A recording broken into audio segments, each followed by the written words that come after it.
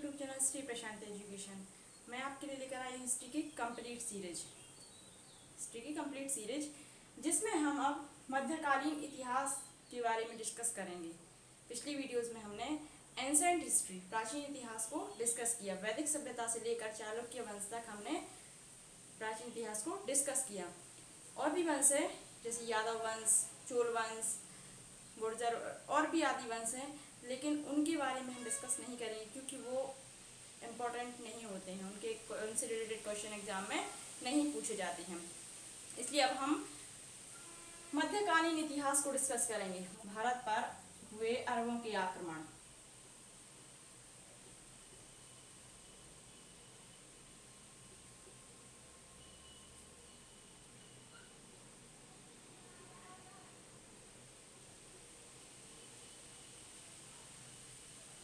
भारत पर हुए अरबों के आक्रमण, कब कब यह आक्रमण हुए, है ना, इन सब चीजों को हम डिस्कस करेंगे। तो सबसे पहले हम जानते हैं भारत में पहला मुस्लिम आक्रमण मोहम्मद बिन कासिम ने 712 ईस्वी में किया था। भारत पर जो पहला मुस्लिम आक्रमण हुआ था वह मोहम्मद बिन कासिम ने 712 ईस्वी में किया था।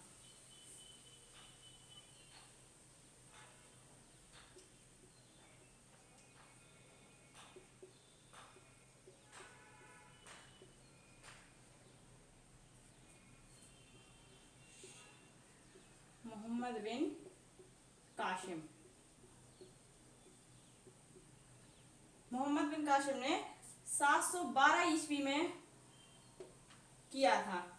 सिंध में होने वाला यह आक्रमण का उद्देश्य देवल बंदरगाह के समुद्री लुटेरों को दंडित करना था। देखिए, जो सिंध में आक्रमण हुआ उसका उद्देश्य देवल बंदरगाह के समुद्री लुटेरों को दंडित करना था। इस समय सिंध का राजा दाहिर था। जिस समय सिंध पर आक्रमण हुआ उस समय सिंध का राजा दाहिर था। मोहम्मद बिन कासिम एक अरब आक्रमणकारी था और अरब का खलीफा कौन? अजहलाल था।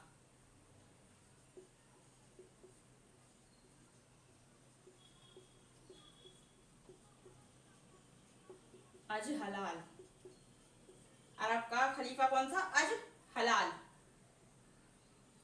अजहलाल था।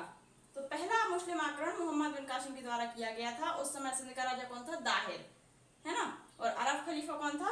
अजहलाल था। अरब का खलीफा कौन था? अजहलाल। अरबों के आक्रमण में सबसे पहले आक्रमण किसने किया था? मोहम्मद बिन कासिम ने। इसके बाद हम जानते हैं, देखिए, गजनी साम्राज्य की स्थापना। महमूद गजनवी के बारे में हम डिस्कस करेंगे। तो उसके पहले गजनी साम्राज्य की स्थापना अल्फतगीन नामक व्यक्ति के द्वारा की गई थी। जो गजनी साम्राज्य जिस पर महमूद गजनवी ने शासन किया था उसकी स्थापना किसने की थी? अल्फतगीन नामक व्यक्ति ने। देखिए, जो गजनी साम्राज्य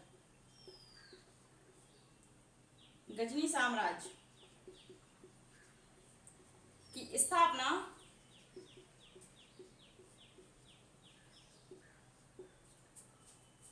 अल्फतगीन नामक व्यक्ति ने की थी। यह तुर्क सरदार था। अल्फतगीन नामक व्यक्ति यह तुर्क सरदार था। इसी ने 932 ईस्वी में गजनी साम्राज्य की स्थापना की थी। अल्फतगीन नामक व्यक्ति। अब देखिए, अल्फतगीन की मृत्यु के बाद महमूद गजनवी, अल्फतगीन की मृत्यु के बाद अल्फतगीन की जब मृत्यु हो गई तो उसके बाद गजनी साम्राज्य का शासक शुबुक्तगीन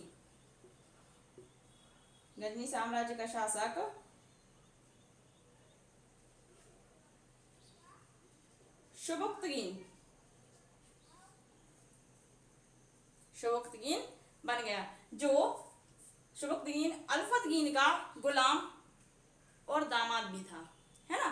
तो अल्फतगीन के बाद गजनी साम्राज्य की बागडोर किसके हाथों में आ गई? सबकतगीन के हाथों में। सबकतगीन की अचानक से मृत्यु हो गई, है ना। सबकतगीन के दो पुत्र थे, सबकतगीन के दो पुत्र थे, एक था इस्माइल, बड़ा पुत्र इस्माइल, और छोटा महमूद गजनवी। महमूद गजनवी। सबकतगीन की अचानक से मृत्यु हो गई और सबकतगीन के बाद गजनी साम्राज्य का शासक इस्माइल बना, जो कि सबकतगीन का बड़ा पुत्र था। उस गजनी साम्राज्य का शासन इस्माइल बना। गजनी साम्राज्य की बागडोर किसके हाथों में आ गई? इस्माइल के हाथों में आ गई।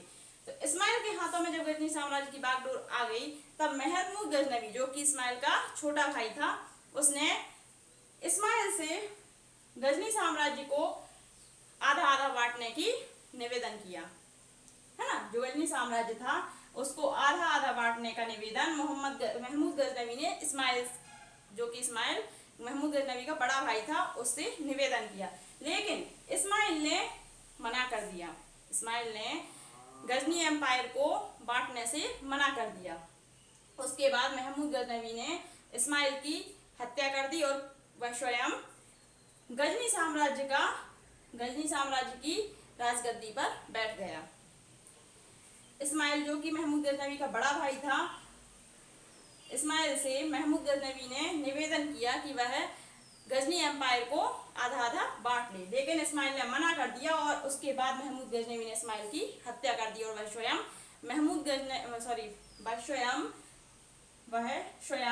गजनी साम्राज्य की राजगद्दी पर बैठ गया। अब हम जानते हैं महमूद गजनवी। अब हम डिस्कस करते हैं महमूद गजनवी के बारे में।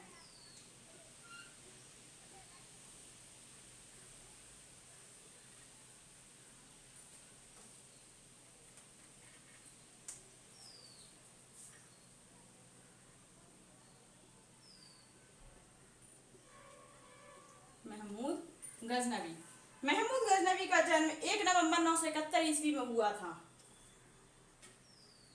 जन्म कब हुआ? 1 नवंबर 971 ईस्वी में महमूद गजनवी का जन्म हुआ था। इसके पिता सबकतगीन, जो कि मैं आपको पहले बता चुकी हूँ। पिता कौन? सबकतगीन।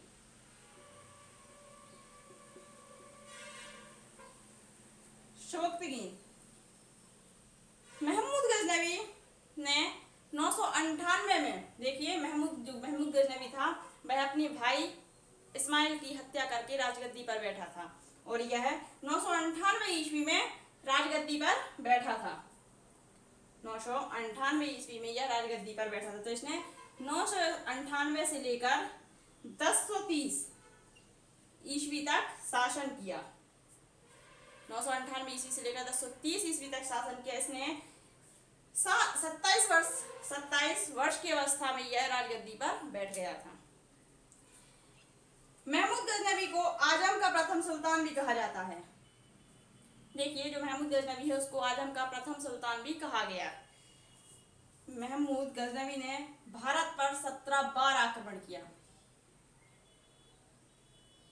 महमूद गजनवी ने भारत, जब यह राजगद्दी पर बैठ गया था, गजनी साम्राज्य की बागडोर इसके हाथ में आ गई थी, तो उसके बाद इसने शपथ ली कि भारत पर प्रत्येक वर्ष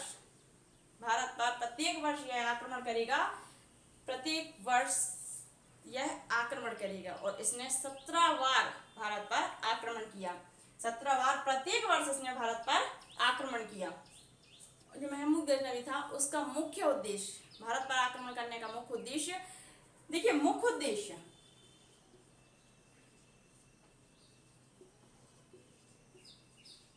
जब इसने शपथ ली कि यह भारत पर प्रत्येक वर्ष आक्रमण करेगा, तो इसने 17 बार आक्रमण किया।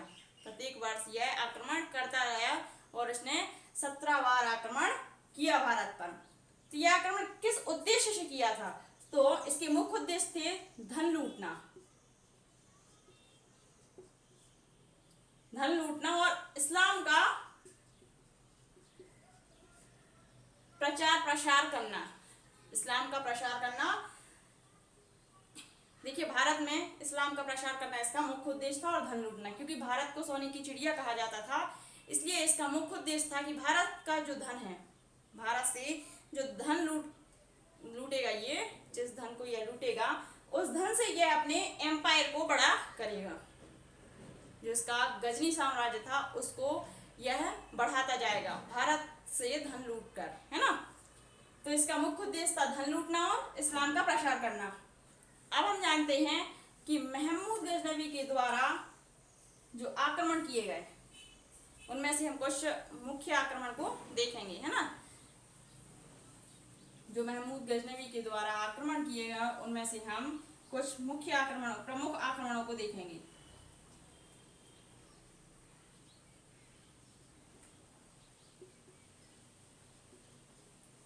प्रमुख आक्रमणों को हम देखेंगे। इसने 17 बार आक्रमण किया, ठीक है। उनमें से हम कुछ प्रमुख आक्रमण हैं जो उनको डिस्कस करेंगे।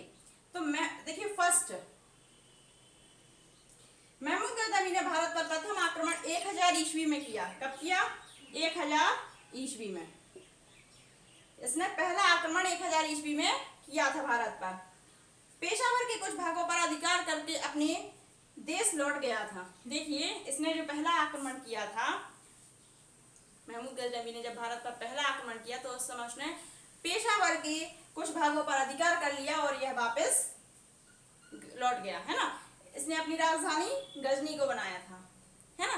तो यह वापस गजनी लौट गया। दूसरा आक्रमण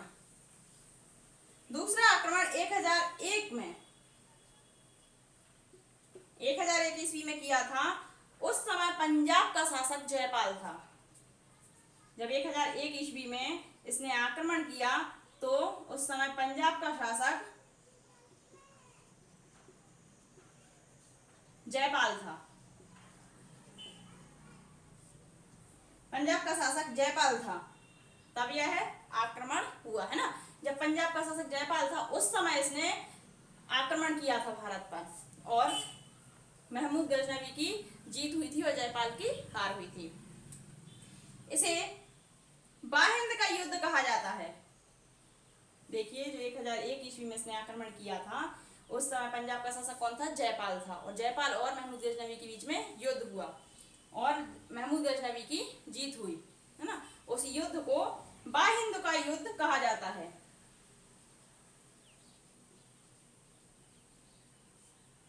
बाहिंद का युद्ध कहा जाता है। जब महमूद गजनवी ने और जयपाल के बीच में युद्ध हुआ तो युद्ध के समय जयपाल के उस टाइम हाथी घोड़ों के द्वारा ही युद्धों की जीत होती थी, है ना। हाथी घोड़े और भी अन्य चीज के द्वारा जीत होती थी। तो हाथी, जयपाल के पास हाथी तो थे लेकिन उन हाथी पर उसकी कंट्रोलिंग नहीं थी। जयपाल के पास जो हाथी थे उस पर उसकी कंट्रोलिंग नहीं थी। इस कारण से जयपाल महमूद गजनवी के साथ युद्ध हार गया था, और इसने युद्ध हारने के बाद इन दोनों के बीच में एक संधि भी हुई जिसमें जयपाल ने अपने पौत्र को महमूद गजनवी के हाथों में सौंप दिया था। महमूद गजनवी के हाथों में इसने अपने पौत्र को सौंप दिया था, और उसके बाद महमूद गजनवी ने जयपाल को मारा नहीं था, युद्ध में हरा तो दिया था लेकिन इसको पूरी तरह से खत्म नहीं किया था। जयपाल को मारा नहीं था, उसे छोड़ दिया था। लेकिन महमूद गजनवी ने जब दोबारा आक्रमण किया जयपाल पर तो जयपाल ने आत्महत्या कर ली थी। अब हम जानते हैं, देखिए, पहला आक्रमण कब हुआ? 1000 ईस्वी में। दूसरा आक्रमण 1001 ईस्वी में। नेक्स्ट 1008 ईस्वी में इसका जो अगला आक्रमण हुआ, महमूद गजनवी ने जो भारत पर अगला आक्रमण किया वह 1008 ईस्वी में किया। उस समय पंजाब का शासक आनंदपाल था। उस समय पंजाब का शासक आनंदपाल था, जो कि जयपाल का पुत्र था। जो आनंदपाल था वह जयपाल का पुत्र था। देखिए, जब आनंदपाल और महमूद गजनवी के बीच में युद्ध हुआ तो यह युद्ध हालांकि इसके बीच में भी बहुत से आक्रमण महमूद गजनवी ने भारत पर किए। 1008 ईस्वी में पंजाब का शासक, जब यह आक्रमण हुआ 1008 ईस्वी में, इसके बीच में बहुत से आक्रमण हुए, तो 1008 ईस्वी में जब यह आक्रमण हुआ तो पंजाब का शासक कौन था? आनंदपाल था। और आनंदपाल की भी इस युद्ध में हार हुई थी। आनंदपाल की भी इस युद्ध में हार हुई थी और इस युद्ध को दूसरा वाहिंद का युद्ध कहा गया।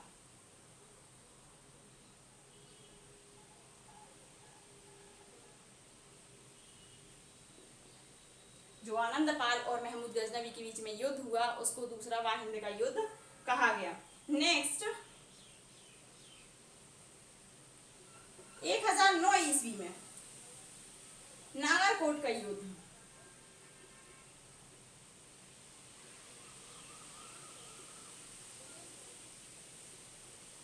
इसका अगला आक्रमण 1009 ईस्वी में हुआ नागरकोट में, है ना, नागरकोट का युद्ध। नेक्स्ट 1014 ईस्वी, 1014 ईस्वी में इसने आक्रमण किया, है ना, थानेश्वर पर। 1014 में इसने थानेश्वर पर आक्रमण किया। नेक्स्ट 1018 ईस्वी में इसने कन्नौज पर आक्रमण किया। कन्नौज पर आक्रमण किया। उस समय कन्नौज का राजा राज्यपाल था। उस समय कन्नौज का राजा राज्यपाल था जो गद्दी छोड़कर भाग गया था। जब महमूद गजनवी ने आक्रमण किया और इन दोनों के बीच में युद्ध हुआ, किसके? महमूद गजनवी और राज्यपाल के बीच में, तो राज्यपाल अपनी गद्दी को छोड़कर भाग गया था। नेक्स्ट है 1019 ईस्वी में इसने आक्रमण किया। उस समय चंदेल शासक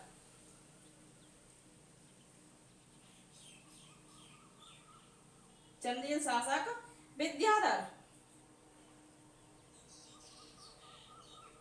उस समय चंदेल शासक कौन था? विद्याधर, है ना, जो इसने नेक्स्ट आक्रमण 1019 ईस्वी में आक्रमण किया चंदेल पर, तो उस समय चंदेल शासक कौन था? विद्याधर। इसी पर इसने आक्रमण किया, है ना। और जब इस पर इसने आक्रमण किया तो जीतने के बाद उसने सबसे बड़ी लूट हासिल की थी। दूसरी सबसे बड़ी लूट इसने हासिल की थी और बुरी तरह लूटा था। भारत को इसने बुरी तरह लूटा था, है ना। जब इसने 1019 में आक्रमण किया चंदेल पर, तो चंदेल शासक कौन था? विद्याधर, जिस पर इसने आक्रमण किया था। और इसको विद्याधर को आक्रमण करने के बाद इसने दूसरी बहुत बड़ी लूट की थी और बुरी तरह से लूट लिया था भारत को।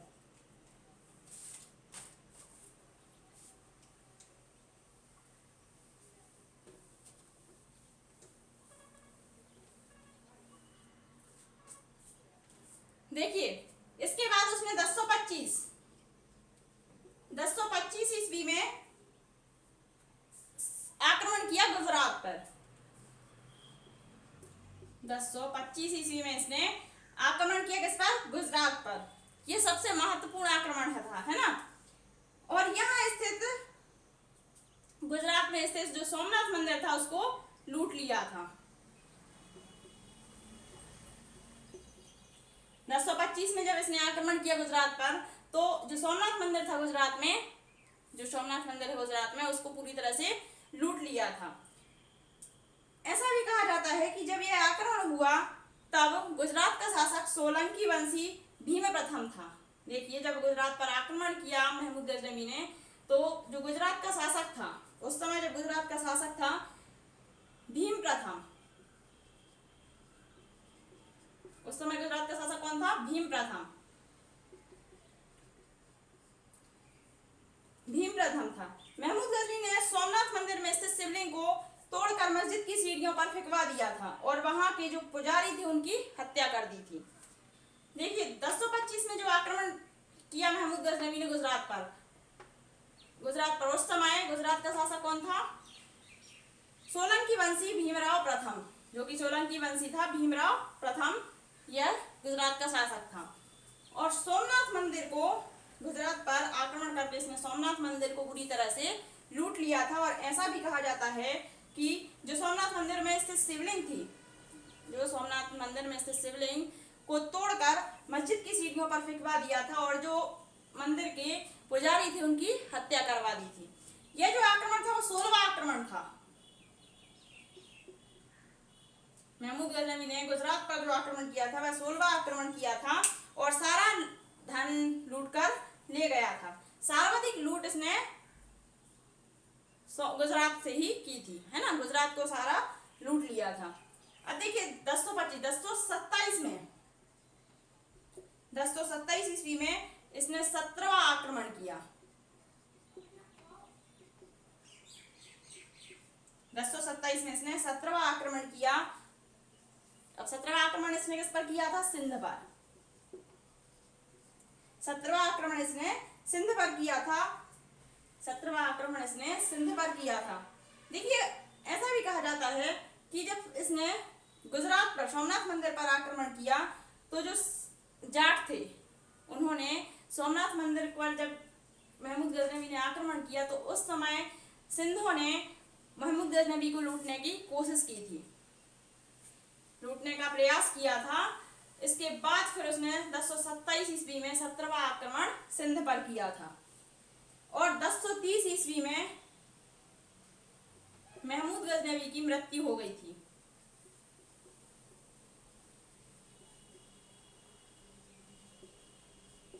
1030 ईस्वी में महमूद गजनवी की मृत्यु हो गई थी। ये तो थे कुछ प्रमुख आक्रमण, जो 17 आक्रमण महमूद गजनवी ने भारत पर किए थे उनमें से कुछ प्रमुख आक्रमण थे। इसके बाद देखिए 1030 ईस्वी में महमूद गजनवी की मृत्यु हो गई थी। अब हम जानते हैं कि महमूद गजनवी था उसके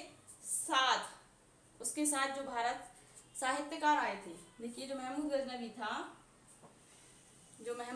था उसके साथ जो साहित्यकार भारत आए थे उनको भी हम जानते हैं।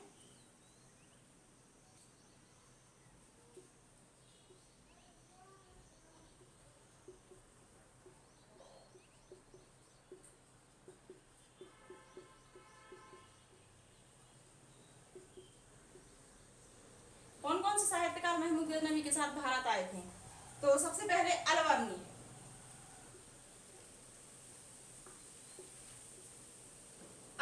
जिसकी रचना है किताब उल हिंद। अलवर्णी की रचना किताब उल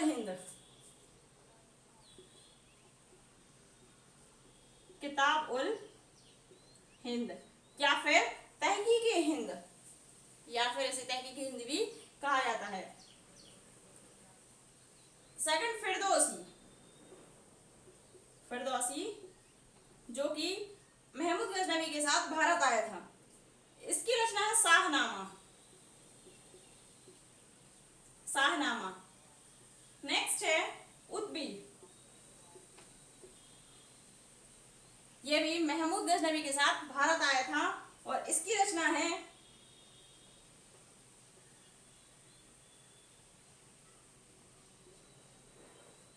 किताबुल यामिनी। जो साहित्यकार महमूद गजनवी के साथ भारत आए तो अलवर्णी की रचना किताबुल हिंद या फिर तहकीक हिंद भी कहा जाता है। फिरदौसी की रचना शाहनामा और उत्बी की रचना किताबुल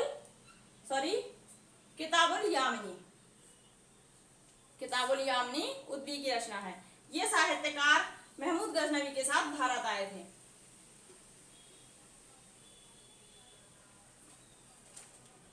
इसके बाद महमूद गजनवी के बाद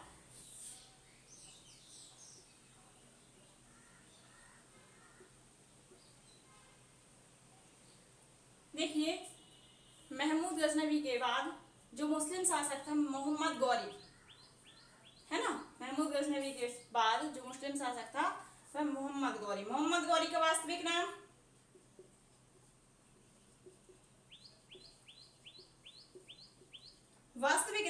शाहबुद्दीन मोहम्मद बिन शाम।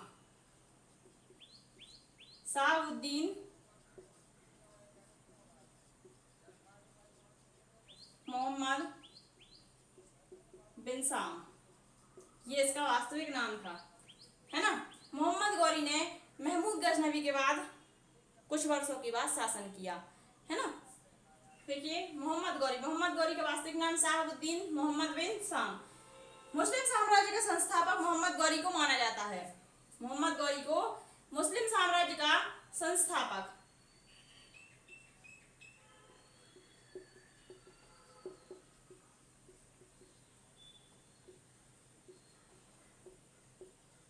मुस्लिम साम्राज्य का संस्थापक मोहम्मद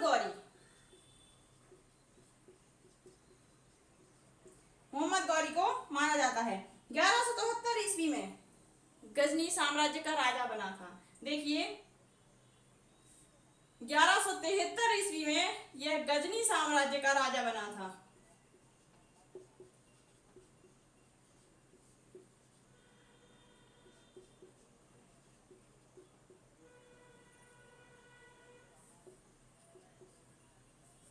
दस 30 ईस्वी में मोहम्मद गौरी की हत्या हो गई थी, है ना।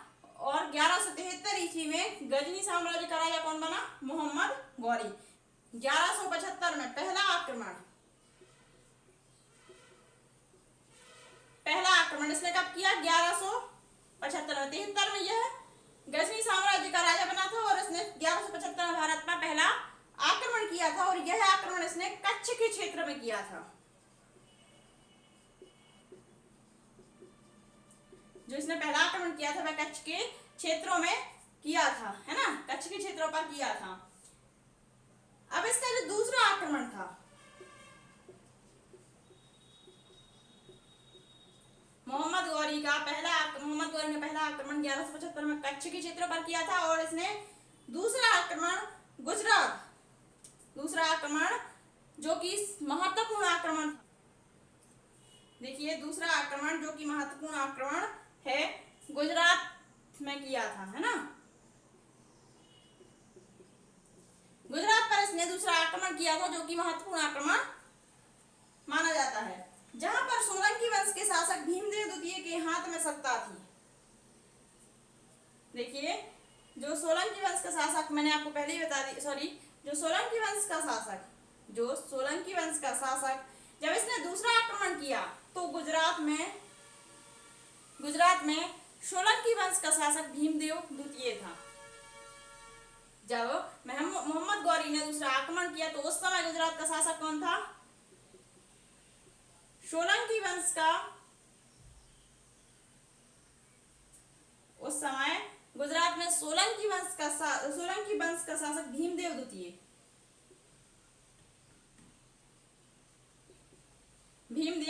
द्वितीय था। और यह आक्रमण तब हुआ था जब यह भीमदेव द्वितीय था, उसी समय इसने मोहम्मद गौरी ने दूसरा आक्रमण किया था। भीमदेव द्वितीय ने मोहम्मद गौरी को कायदरा के मैदान में पराजित किया, जिससे गौरी की बुरी तरह से हार हुई थी। देखिए भीमदेव और मोहम्मद गौरी के बीच में युद्ध हुआ और भीमदेव ने कायदरा के मैदान में मोहम्मद गौरी को बुरी तरह से पराजित किया था। मोहम्मद गौरी की जो हार हुई थी भीमदेव द्वितीय के साथ युद्ध करते समय जो मोहम्मद गौरी की हार हुई थी वह उसकी पहली हार मानी जाती है ना। भारत में उसकी पहली हार मानी जाती है और फिर वह दोबारा भारत नहीं आया था। मोहम्मद गौरी दोबारा भारत नहीं आया था।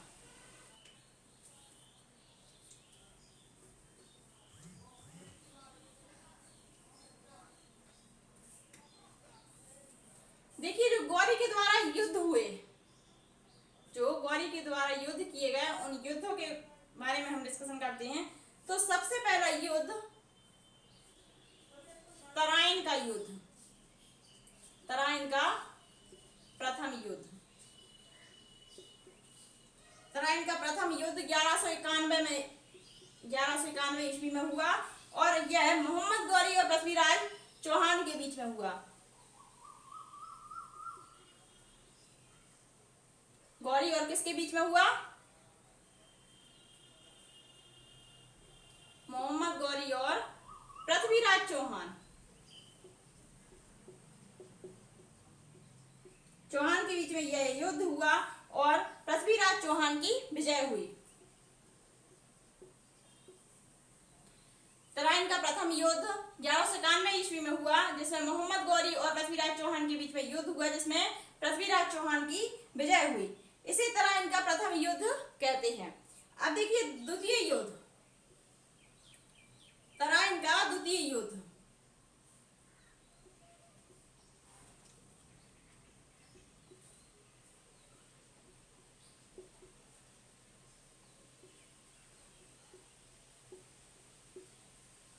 तराइन का द्वितीय युद्ध 1192 ईस्वी में हुआ, 1192 ईस्वी में हुआ। यह मोहम्मद गौरी और पृथ्वीराज चौहान के बीच में हुआ। देखिए तराइन का प्रथम युद्ध भी मोहम्मद गौरी और पृथ्वीराज चौहान के बीच में हुआ था, और दूसरा युद्ध भी मोहम्मद गौरी और पृथ्वीराज चौहान के बीच में हुआ, चौहान के बीच में हुआ, जिसमें गौरी की विजय हुई। गौरी की विजय हुई और गौरी ने अपनी, देखिए जब पहला युद्ध गौरी, जिस पहले युद्ध में, तराइन के पहले युद्ध में गौरी पराजय हुआ था, तो उसका बदला लेने के लिए पुनः इसने पृथ्वीराज चौहान से युद्ध किया, जिसमें पृथ्वीराज चौहान की हार हुई। पृथ्वीराज चौहान पराजय हुए। पृथ्वीराज चौहान के राजकवि कौन? चंद्रवरदाई। इनकी रचना पृथ्वीराज रासो।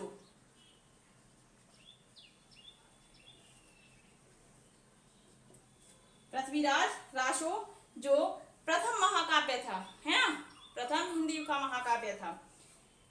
इस युद्ध के बाद पृथ्वीराज चौहान को बंदी बना लिया गया और गजनी ले जाया गया। जब पृथ्वीराज चौहान की तराइन के द्वितीय युद्ध में हार हो गई, तो मोहम्मद गौरी ने पृथ्वीराज चौहान को बंदी बना लिया और गजनी ले गया, जहां पर इनकी दोनों आंखों को फोड़ दिया गया और बुरी तरह से तड़पा कर इन्हें मार दिया गया। अब देखिए तीसरा, चंदावर का युद्ध।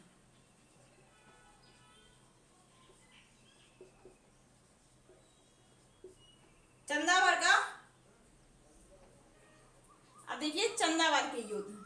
चंदावर का युद्ध 1194 ईस्वी में हुआ, मोहम्मद गौरी और कन्नौज शासक जयचंद के बीच में। किसके बीच में? गौरी और कन्नौज शासक जयचंद।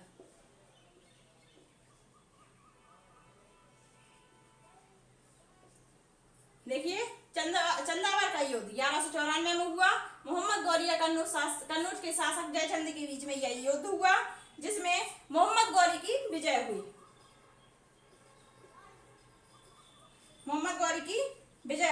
चंदावर का युद्ध जीतने के बाद गौरी ने अपने गुलाम कुतुबुद्दीन ऐबक को भारत में अपना प्रतिशासक नियुक्त किया। जब चंदावर का युद्ध मोहम्मद गौरी ने जीत लिया, है ना, मोहम्मद गौरी की जब विजय हुई, तो उसके बाद अपने गुलाम कुतुबुद्दीन ऐबक को भारत में अपना प्रतिशासक नियुक्त किया। और 1194 से लेकर 1206 तक कुतुबुद्दीन ऐबक इस पद पर रहा। देखिए प्रतिशासक किसे नियुक्त किया?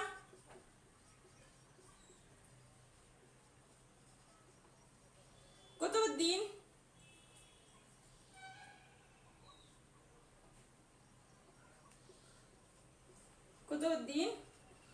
ऐबक को नियुक्त किया। और कुतुबुद्दीन ऐबक इस पद पर कब तक रहा? 1194 से 1206 तक इस पद पर रहा।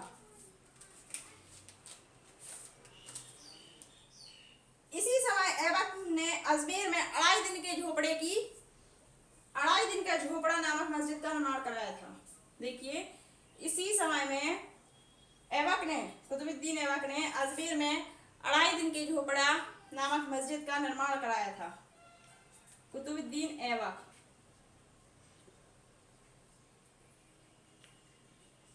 2.5 दिन का झोपड़ा नामक मस्जिद का निर्माण कराया था।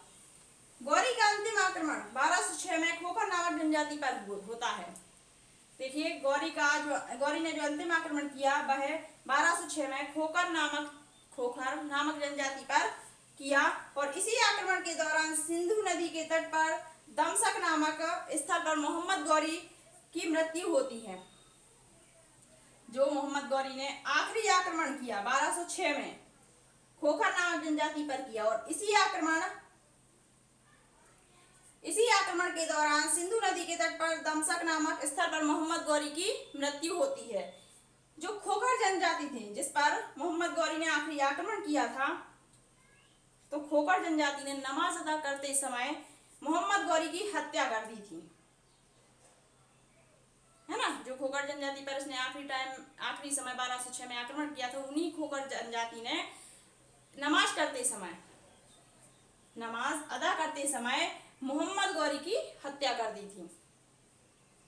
मध्यकालीन इतिहास में हमने महमूद गजनवी और मोहम्मद गौरी को डिस्कस किया, है ना। जो भारत पर अरबों ने आक्रमण किया उनमें से हमने महमूद गजनवी और मोहम्मद गौरी के बारे में डिस्कस किया। तो इनसे रिलेटेड हर एक पॉइंट को आपके साथ डिस्कस किया। लेकिन अगर फिर भी आपका कोई डाउट रह जाता है तो आप कमेंट बॉक्स में कमेंट कर इस डाउट को क्लियर कर सकते हैं। और इनसे रिलेटेड जो इनके युद्ध हैं, कब युद्ध हुए, किसके साथ हुए, है ना, किसकी विजय हुई, किसकी पराजय हुई, तो इनसे रिलेटेड क्वेश्चन अक्सर एग्जाम में पूछे जाते हैं। तो आप बहुत अच्छे तरीके से इनको पढ़िए और इनको तैयार कीजिए, है ना, क्योंकि अक्सर एग्जाम में इनसे रिलेटेड क्वेश्चन पूछे जाते हैं। कौन सा युद्ध कब हुआ, किसके साथ हुआ, किसकी विजय हुई, ये चीजें पूछी जाती हैं। Thank you. अगर आपको वीडियो पसंद आई हो तो वीडियो को लाइक करें, चैनल को सब्सक्राइब करें, बेल आइकन को प्रेस करना ना भूलें ताकि आने वाला नोटिफिकेशन आपको मिल सके और वीडियो को अधिक से अधिक शेयर करें। Thank you.